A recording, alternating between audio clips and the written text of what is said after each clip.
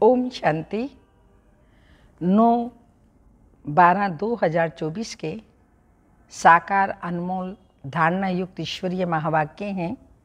मीठे बच्चे, विनाश के पहले सबको बाप का परिचय देना है। धारणा कर दूसरों को समझाओ, तब ऊंच पद मिल सकेगा। क्वेश्चन, राजयोगी स्टूडेंट को बाप का डायरेक्शन क्या है? आंसर है, तुम्हें डायरेक्शन है एक बाप का बनकर फिर औरों से दिल नहीं लगानी है। प्रतिज्ञा कर फिर पतित नहीं बनना है।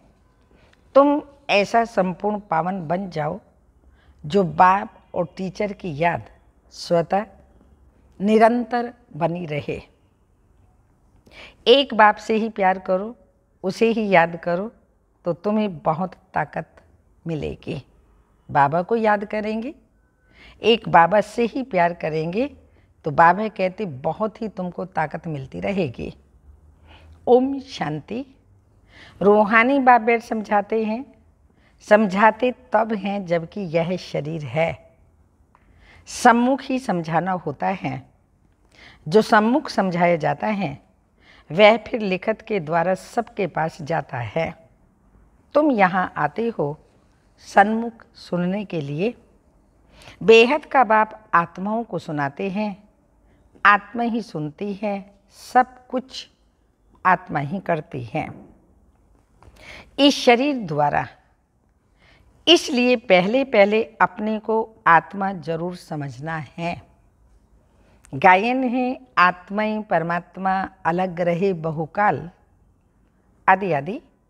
सबसे पहले पहले बाप से कौन बिछड़ कर के आते हैं यहाँ पाठ बजाने। तुमसे पूछेंगे कितना समय तुम बाप से अलग रहे तो तुम कहेंगे कितना समय रहे? तुम कहेंगे 5000 वर्ष। पूरा हिसाब है ना। यह तो तुम बच्चे ही जानते हो कैसे नंबरवार आते हैं। बाप जो ऊपर में थे, ऊपर माना परम धाम में, वह भी अभी नीचे आ गए हैं तुम सबकी बैटरी चार्ज करने। अभी बाप को याद करना है। अभी तो बाप सन्मुख है ना। भक्ति मार्ग में तो बाप के ऑक्यूपेशन का पता ही नहीं है। नाम रूप देश काल को जानते ही नहीं। तुमको तो नाम रूप देश काल का सब पता है, तुम जानते हो। इस रथ द्वारा बाप हमको सब राज समझाते हैं। रचता और रचना के आदि मध्य अंत का राज समझाया है। यह कितना सूक्ष्म है। इस मनुष्य सृष्टि रूपी झाड़ का बीज रूप बाप ही है। वह यहाँ आते जरूर हैं। नई दुनिया स्थापन करना उनका ही काम है। ऐसे नहीं कि वहाँ बैठे स्थापना करते हैं। तुम बच्चे जानते हो बाबा इस तन द्वारा हमको सन्मुख समझा रहे हैं। वह भी बाप का प्यार करना हुआ ना। बाबा हम बच्चों को समझाते हैं तो ये भी बाबा का हम बच्चों से प्यार ही करना हुआ ना। और कोई को भी उनकी बायोग्राफी का पता नहीं है। गीता है आदि सनातन देवी देवता धर्म का शास्त्र। यह भी तुम जानते हो। इस ज्ञान के बाद है विनाश। विनाश जरूर होना है। और जो भी धर्म स्थापक आते हैं उनके आने पर विनाश नहीं होता। विनाश का टाइम भी यह है। इसलिए तुमको जो ज्ञान मिलता है वह फिर खलास हो जाता है। तुम बच्चों की बुद्धि में यह सब बातें हैं। तुम रचता और रचना को जान गए हो। हैं दोनों अनादि जो चलते आए हैं। बाप का पार्ट है ही संगम पर आने का, जबकि कलयुग का अंत होता है सतयुग का आदि। बीच के कल्याणकारी पुरुषोत्तम संगम युग पर बाबा आते हैं। भक्ति आधा कल्प चलती है, ज्ञान नहीं चलता। ज्ञान का वर्षा आधा कल्प के लिए मिलता है। ज्ञान तो एक ही बार सिर्फ संगम पर मिलता है। ये क्लास तुम्हारा एक ही बार चलता है। यह बातें अच्छी रीति समझकर फिर औरों को समझानी भी हैं। पद का पद पर ही सारा मदार है।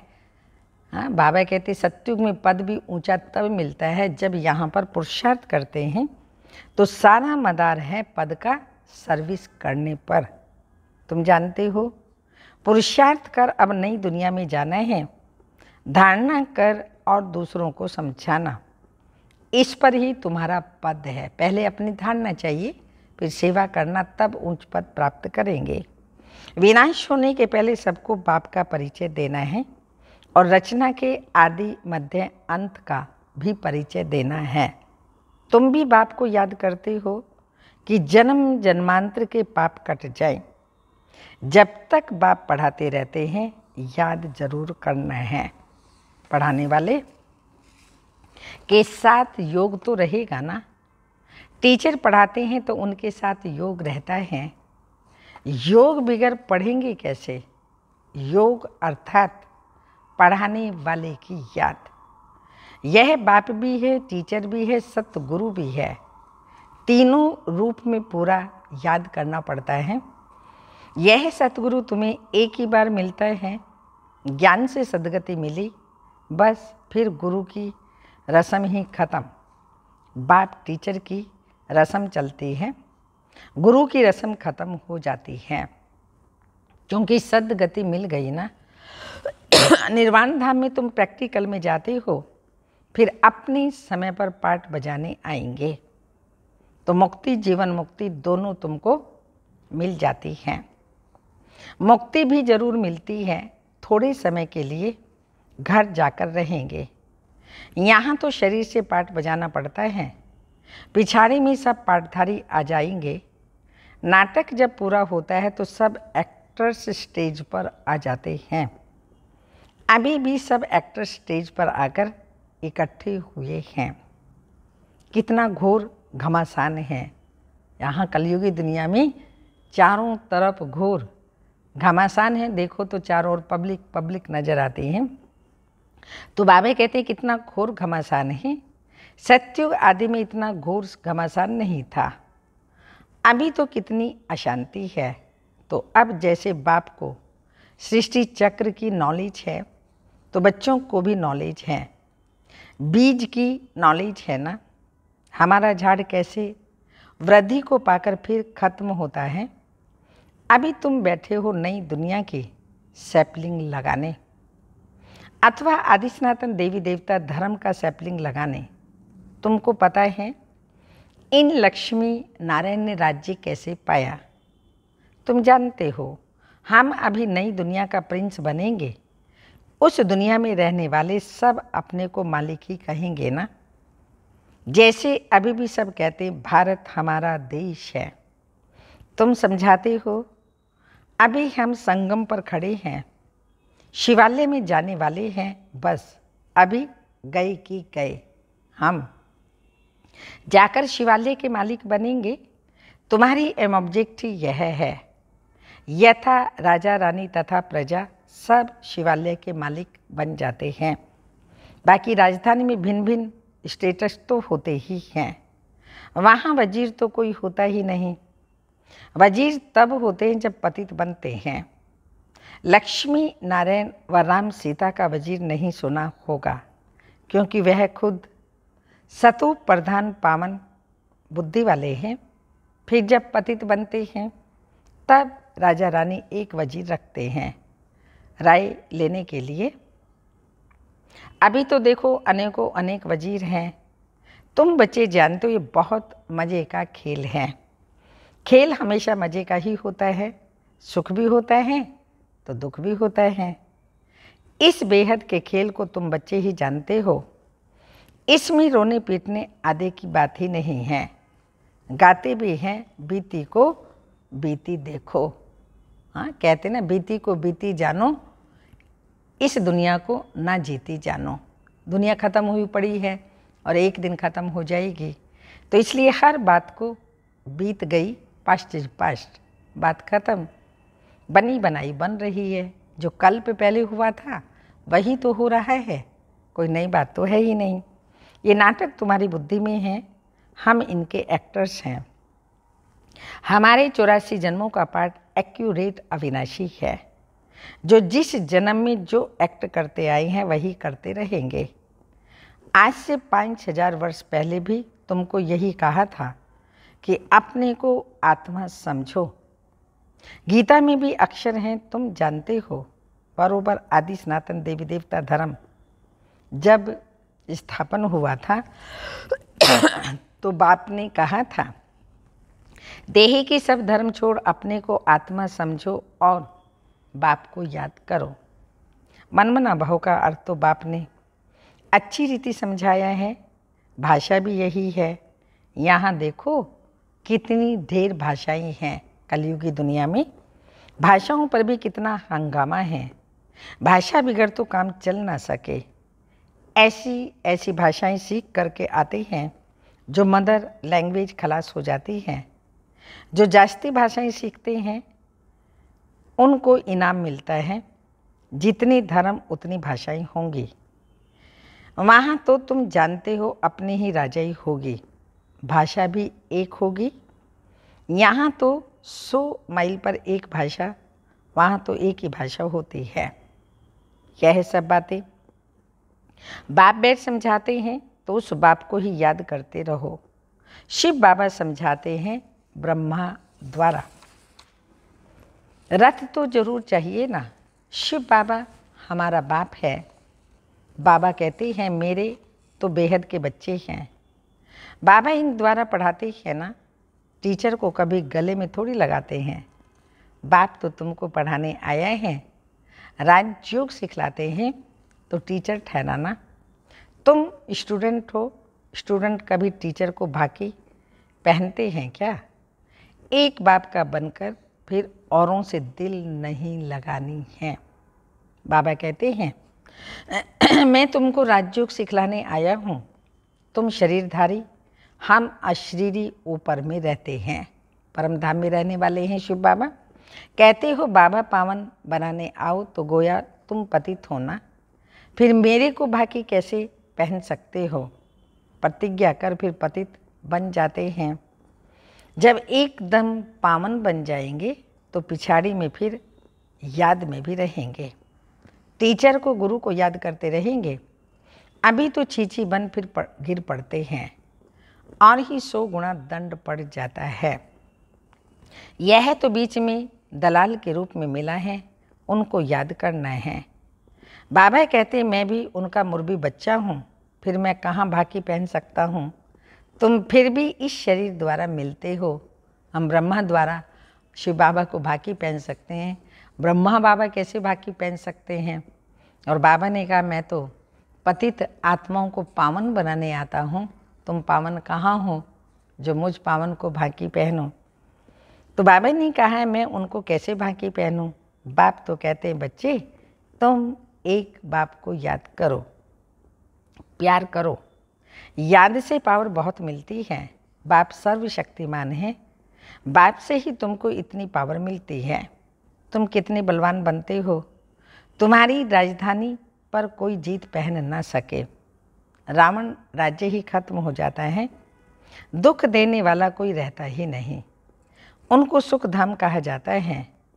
रावण सारे विश्व में सबको दुख देने वाला है। जानवर भी दुखी होते हैं। वहाँ तो जानवर भी आपस में प्रेम से रहते हैं। सतयुग में जानवर भी प्रेम से रहते हैं। यहाँ तो प्रेम है ही नहीं। तुम बच्चे जानते हो ये ड्रामा कैसे फिरता है। इसके आदि मध्य अंत का राज बाप ही समझाते हैं। कोई अच्छी रीति पढ़ते हैं, कोई कम पढ़ते हैं। पढ़ते तो सब है ना। सारी दुनिया भी पढ़ेगी, अर्थात बाप को याद करेगी। बाप को याद करना यह भी पढ़ाई है ना। उस बाप को सब याद करते हैं, क्योंकि ज्ञान के बिना, संबंध के बिना, उस परिचय के बिना बाबा को याद नहीं कर सकते हैं। तो इसलिए बाबा ने कहा याद करना शिव बाबा को, ये भी एक पढ़ाई है। वही सर्व का सदगति दाता, सबको सुख देने वाला है। कहते भी हैं आकर पावन बनाओ तो जरूर पतित ठहरें। वह तो आते ही हैं विकारियों को निर्विकारी बनाने। पुकारते भी हैं हे अल्लाह आकर हमको पावन बनाओ। उनका यही तो धंधा है। इसलिए बुलाते हैं। तुम्हारी भाषा भी करेक्ट होनी चाहिए। वो लोग कहते हैं अल्लाह, वह कहते हैं गॉड, गॉड फादर भी कहते हैं। पिछाड़ी वालों की बुद्धि फिर भी अच्छी रहती है, इतना दुख नहीं उठाती। तो अब तुम सन्मुख बैठे हो, क्या करते हो? बाबा को इस भ्रकुटी में देखते हो, बाबा फिर तुम्हारी भ्रकुटी में देखते हैं। जिसमें मैं प्रवेश करता हूँ उनको देख सकता हूँ। वह तो बाजू में बैठा है। ये बड़ी समझने की बातें हैं। मैं इनके बाजू में बैठा हुआ हूँ, यह भी समझता है हमारे बाजू में बैठा है। तुम कहेंगे हम सामने दो को देखते हैं, बाप और दादा दोनों आत्मा को देखते हो। तुम्हारे में ज्ञान है। बाप दादा किसको कहते हैं? आत्मा सामने बैठी है। भक्ति मार्ग में तो आंखें बंद कर बैठ सुनते हैं। पढ़ाई कोई ऐसी थोड़ी होती है, टीचर को देखना पड़े ना। यह तो बाप भी है, टीचर भी है, तो सामने देखना होता है। सामने बैठे और आंखें बंद हों, झुटका खाते रहें, ऐसी पढ़ाई तो होती नहीं। स्टूडेंट टीचर को ज़रूर देखता रहेगा, नहीं तो टीचर कहेंगे यह तो झुटका खाते रहते हैं, ये कोई भांग पी करके आए हैं क्या? तुम्हारी बुद्धि में है, बाबा इस तन में है। बाबा, मैं बाबा को देखता हूँ और बाबा समझाते हैं। ये क्लास कॉमन नहीं है। यह जो कोई आंखें बंद कर बैठे हैं, स्कूल में कभी कोई आंखें बंद करके बैठता है क्या? और सत्संगों को स्कूल नहीं कहा जाता। भल गीता बैठ सुनते हैं, परंतु उसको स्कूल नहीं कहा जाता। वह कोई बाप थोड़ी है जिसको देखें। कोई कोई शिव के भक्त होते हैं तो शिव को याद करते रहते हैं, कान से कथा सुनते रहते हैं। शिव की भक्ति करने वालों को शिव को ही याद करना पड़े। कोई भी सत्संग में प्रश्न उत्तर आदि नहीं होता। यहाँ होता है, यहाँ तुम्हारी आमदनी बहुत है। आमदनी में कभी उबासी नहीं आ सकती। धन मिलता है ना तो खुशी होती है। उबासी गम की निशानी है। बीमार होगा तो दिवाला निकला होगा तो उबासी आती रहेगी। पैसा मिलता रहेगा तो कभी उबासी नहीं आएगी। बाबा व्यापारी भी है। रात को स्टीमर आते थे तो रात को जागना पड़ता था। कोई कोई बेगम रात को आती है तो सिर्फ फीमेल के लिए ही खुला रहता है।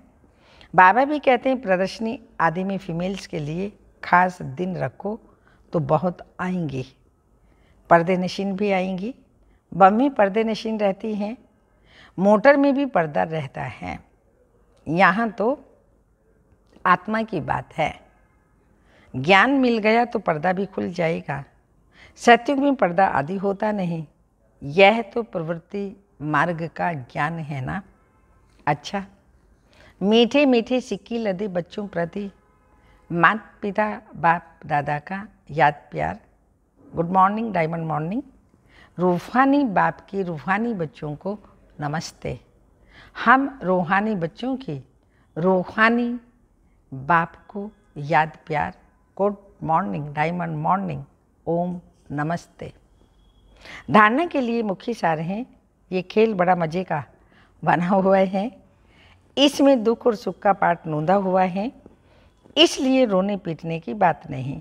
बुद्धि में रहे बनी बनाई बन रही, बीती का चिंतन नहीं करना है। सेकंड पॉइंट, ये कॉमन क्लास नहीं है। इसमें आंखें बंद करके नहीं बैठना है। टीचर को सामने देखना है। उबासी आदि नहीं लेनी है। उबासी गम अर्थात दुख की निशानी है। वरदान, संतुष्टता के 3 सर्टिफिकेट ले अपने योगी जीवन का प्रभाव डालने वाले सहज योगी भाव। स्पष्टीकरण, संतुष्टता योगी जीवन का विशेष लक्ष्य है। जो सदा संतुष्ट रहते और सर्व को संतुष्ट करते हैं, उनके योगी जीवन का प्रभाव दूसरों पर स्वतः पड़ता है। जैसे साइंस के साधनों का वायुमंडल पर प्रभाव पड़ता है, ऐसे सहज योगी जीवन का भी प्रभाव होता है। योगी जीवन के 3 सर्टिफिकेट हैं। 1 स्व से संतुष्ट, दूसरा बाप से संतुष्ट, और तीसरा लौकिक अलौकिक परिवार संतुष्ट। स्लोगन: स्वराज्य का तिलक, विश्व कल्याण का ताज और स्वोन्नति के तख्त पर विराजमान रहने वालों ही राजयोगी हैं। स्वराज्य का तिलक, विश्व कल्याण का ताज और स्थिति के तख्त पर विराजमान रहने वाले ही राजयोगी हैं। स्वस्थिति के तख्त पर विराजमान रहने वाले ही राजयोगी हैं। अव्यक्त इशारे हैं। जो दिल से सेवा करते हैं व याद करते हैं, उन्हों को मेहनत कम और संतुष्टता ज़्यादा होती है। और जो दिल के स्नेह से नहीं याद करते, सिर्फ नॉलेज के आधार पर दिमाग से याद करते हैं व सेवा करते हैं, उन्हों को मेहनत ज़्यादा करनी पड़ती, संतुष्टता कम होती है। चाहे सफलता भी हो जाए तो भी दिल की संतुष्टता कम होगी। यही सोचते रहेंगे, हुआ तो अच्छा, लेकिन फिर भी आदि करते रहेंगे, और दिल वाले सदा संतुष्टता के गीत गाते रहेंगे। दिल वाले सदा संतुष्टता के गीत गाते रहेंगे। ओम।